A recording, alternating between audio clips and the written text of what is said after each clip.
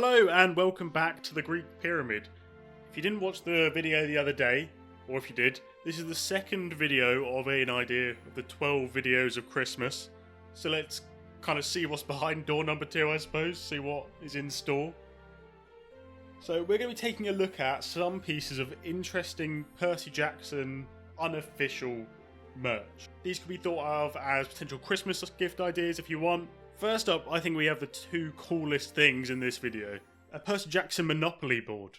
This person has created this Monopoly board. If you look around here, you can see as you go around the board, you're kind of progressing through the book. So you start like Auntie M's and Waterland. Then these three here with Lotus, Krusty's Waterbed Palace and DOA Recording Studios, obviously the end of, or the second half of The Lightning Thief, which is pretty cool. Then you start to move through the Sea of Monsters, through the Titan's Curse, through the Battle of the Labyrinth, and then slowly but surely you get round to the Last Olympian, finishing off at the Empire State Building and Camp Half-Blood as your final two, your big boys. Then obviously you do have the Chance, and what is usually the Chance and Community chest cards are instead Prophecy and Fate, which is, I think, pretty awesome. And I think the last thing to look at on here is the stations. I always think the stations are going to be one of the most interesting things to see what is done with them. So, for example, in this one, you've got the cabins, the amphitheatre, the big house, and Zeus's fist. So, yeah, some pretty cool ones. But then if we move on to the second Monopoly board, we've got a Heroes of Olympus one, which I think may be even cooler in my opinion. So, very similar ideas, obviously. It's made by the same person as it kind of moves throughout the Heroes of Olympus books. Like you've got the Amazon headquarters in the Zhang Mansion, and then this takes you forward to the end of the Son of Neptune round here. Here you're moving through like the Mark of Athena into the House of Hades, and then obviously Blood of Olympus. Big boys in this one are the House of Hades, for obvious reasons, and naturally the biggest one is going to be the Acropolis of Athens. Your chance-based ones are Gorgon's Blood. Makes a lot of sense. Very 50-50 as to whether you're going to be cured of all your ills or die a horrible death. And the Physician's Cure. So pretty cool. And then I think the stations on this one are probably cooler than the last one. You've got the River Coctus, you've got 4 of the 5 rivers of the underworld. So the Coctus, the Lethe, the Acheron, and the Phlegethon. I mean, technically there are 5 rivers, but I feel like we've got the Styx in higher esteem, and it's less involved in this one compared to these 4 rivers during Percy and Annabeth's journey through Tartarus. But yeah, I think these are just 2 really cool, well done products. Next on here, we've got something that looks awesome. These look really well made. These are really cool. So these are 3 Mythomagic cards revolving around Percy, Nico, and Jason. Personally, I think the Nico one is my favourite.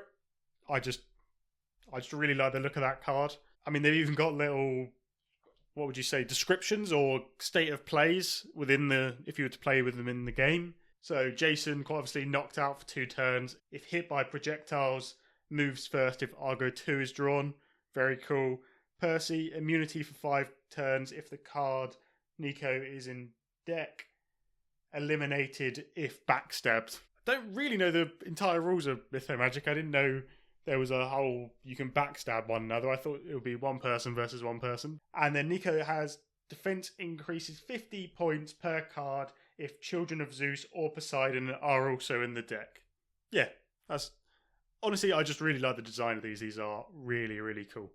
Next few on here are all of a similar ilk in the fact they're like Christmas ornaments. I thought these would be interesting. They're not really my type of thing. I'm not sure if my family would appreciate me rocking up with a bunch of lights with all the different Percy Jackson books on it. I mean, you got this one. This one I think is this the original art? This is a glass ornament from what I believe is the Lightning Thief. So then we've got these ones. I'm intrigued by the decision to go for a 6-piece set because you've got the Lightning Thief, Sea of Monsters, Titan's Curse, that's the Battle of the Labyrinth, then that's got to be the Last Olympian because the Empire State Building, and then I presume this is the Demigod Files. I mean, it makes sense because the Demigod Files obviously fit within the story. Yeah, I'm a bit intrigued as to why these 2 don't have their Battle of the Labyrinth and the Last Olympian on them. And then we have the last of these like ornamental Christmassy sets, whatever you want to do with them. These ones are purely the Lightning Thief, but in different forms. So you've got obviously the movie Percy. Then that one, is that a book cover or is that a...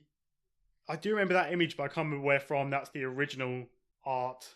Then I'm not sure where this second one is from either.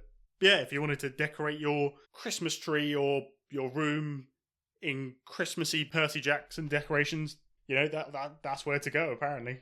This one is very cool. This one is a Percy Jackson cup and saucer set. You can see, obviously, Percy riding along on blackjack there. Saucer design's really cool, really well done. If you're getting anyone this for Christmas, I think you have to like them quite a bit. It is $250 US, which you can see approximately £206.71, probably plus shipping. But I mean, I'm not sure where this is from. A new Litjoy crate exclusive. I don't know what that means, but I mean, it's a really cool design. And if you have £200 to spend, go for it. But I'm not sure anyone in my family is necessarily going to get that for Christmas. But then we do have another mug, which is cheaper, for one thing. And it is a What Would Poseidon Do mug. This one I thought was quite interesting because Poseidon has done, as have a bunch of the gods, Poseidon's done a lot of dodgy stuff. He's done some horrible, horrible, horrible things throughout history. I suppose in the Percy Jackson series it's a bit more chilled. I'm not sure I'm going to be following in Poseidon's footsteps or following his moral compass. There are a bunch of Percy Jackson based candles out there. I just thought this was one I chose kind of at random. So this one is a Camp Half-Blood, so it's the Strawberry Fields, obviously the Strawberry Fields being part of the Camp Half-Blood grounds. And I just thought the design around it's cool. I obviously can't tell you how it smells because I don't have it here with me. But I thought it looked quite nice. If candles are your thing, or candles are someone you know's thing, and think strawberry would be nice. I think I've ever had a strawberry candle. I've never known of anyone having a strawberry candle. Is that a reason why? Is there a reason why strawberry candles don't exist? Maybe. You could just sit there on Christmas Day burning a candle and imagining you're at Camp Half-Blood. Drop a bit of food in the candle to let it burn and send it to whichever godly parent you wish to claim you. Then to finish this video off, the last thing we have on here is a personalised bedroom door sign. So you can put in your name and then you can have whichever son or daughter you want to be of which particular god or goddess. So for example, you've got Percy, son of Poseidon here, of course. Actually, if we go down to the bottom, we can take a look at all the different designs for all the different gods. Feels like most of these are pretty, self-explanatory.